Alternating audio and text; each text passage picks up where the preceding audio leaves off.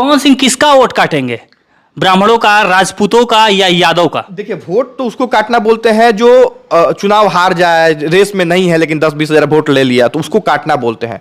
पवन सिंह हम मजबूती से हैं, और पवन सिंह जो है राजपूत समाज का वोट लेंगे, भूमिहार का लेंगे, उसके बाद ब्राह्मणों का लेंगे, तो लगभग में आपका ये वोट जो है मिला के 3.5 लाख के आसपास हो जाता है वहां।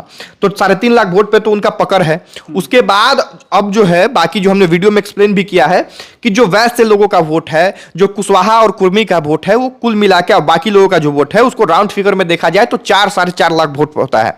तो 4-4.5 लाख वोट उपेंद्र कुशवाहा के पास रहेगा, 3-3.5 लाख पवन सिंह के पास हुआ, 4-4.5 लाख उपेंद्र कुशवाहा के पास हुआ, और महागठबंधन के जो यादव बहुल इलाका है 3 लाख के आसपास यादव जाति का वोट है वहां, और मुस्लिम का 1.5 लाख के आसपास में है। तो लगभग 5-5.5 लाख वोट लेके महागठबंधन का उम्मीदवार वहां पे है। यानी अगर अभी की स्थिति में देखा जाए तो महागठबंधन चुनाव वहां जीत